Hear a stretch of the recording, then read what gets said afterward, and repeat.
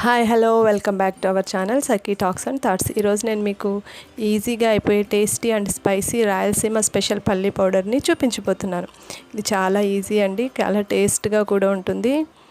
రాయలసీమలో వీటిని శనక్కాయ గింజలు అంటారు, తెలంగాణలో అయితే పల్లీలు అంటారు. సో ఈ పల్లీలను ఉపయోగించి తక్కువ ఇంగ్రీడియంట్స్తో టేస్టీ కారపొడి ఎలా తయారు చేసుకోవాలో చూద్దాం. యాక్చువల్గా మా అమ్మగారు అయితే దీన్ని రోట్లో దంచుతారండి, బాగా పొడి పొడిగా వస్తుంది. నేనైతే మిక్సీలో వేస్తాను. మిక్సీలో వేసినప్పుడు ఒక్కొక్కసారి పౌడర్ లాగా కాకుండా ముద్దలాగా వస్తుంది. సో అలా ముద్దలాగా రాకుండా ఉండడానికి మీకు కొన్ని టిప్స్ చెప్తాను. సో ఆ టిప్స్ని మీరు కూడా ఫాలో అవ్వండి. చివరి వరకు ఈ వీడియోని స్కిప్ చేయకుండా చూడండి.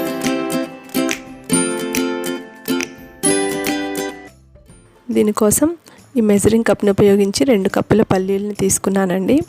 ఈ పల్లీలని కంపల్సరీ మనం సిమ్లోనే వేయించుకోవాలి. సిమ్లో వేయించడం వల్ల పైన పొట్టు మాడదు, లోపల పప్పు కూడా బాగా వేగుతుంది. సో ఇలా సిమ్లో వేయించుకున్న తర్వాత కంపల్సరీ ఈ పల్లీలని చల్లారనివ్వాలి.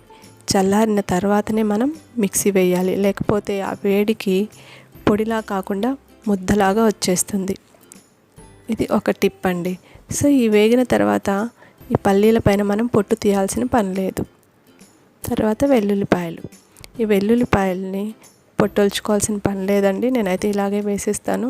నేను తీసుకున్న పల్లీల క్వాంటిటీని బట్టి ఒక 20 వెల్లుల్లి రెబ్బల్ని నేను వేసుకున్నాను. ఈ వెల్లుల్లి వల్ల పౌడర్కి మంచి ఫ్లేవర్ వస్తుంది. తర్వాత కారం 2 టేబుల్ స్పూన్ల కారాన్ని తీసుకున్నాను. మీరు తినే కారాన్ని బట్టి మీరు కారాన్ని అడ్జస్ట్ చేసుకోండి. తర్వాత 1/2 టేబుల్ స్పూన్ జీలకర్ర వేసుకోండి. దీనివల్ల కూడా పౌడర్కి మంచి ఫ్లేవర్ వస్తుంది. తర్వాత వీటన్నిటినీ కూడా ఒకదాని తర్వాత ఒకటి మిక్సీ జార్లో వేసుకోండి. ఇవన్నీ వేసుకున్న తర్వాత రుచికి తగినంత ఉప్పు వేసుకోండి. ఇక్కడ మిక్సీ పట్టేటప్పుడు ఇంపార్టెంట్ టిప్ అండి ఇది. మిక్సీ పట్టేటప్పుడు ఒకేసారి మిక్సీ పట్టేయకుండా ఇలా పప్పు నలిగాక మిక్సీని ఆపేయండి. ఆఫ్ చేసి కాసేపు ఆగి మళ్ళీ మిక్సీని ఆన్ చేయండి. ఇలా ఆన్ అండ్ ఆఫ్ పద్ధతిలో మిక్సీ పట్టుకోండి.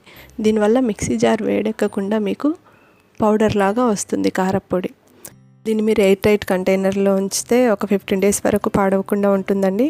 దీన్ని ఉప్మాలోకి కానీ, సేమియా ఉప్మాలోకి కానీ, చపాతీలోకి కానీ, పులిహోరలోకి కానీ, వేడివేడి అన్నంలో కానీ తింటే చాలా టేస్టీగా ఉంటుందండి. మీరు కూడా తయారు చేసుకొని ఎలా వచ్చిందో నాకు కామెంట్లో తెలియజేయండి. Thanks for watching.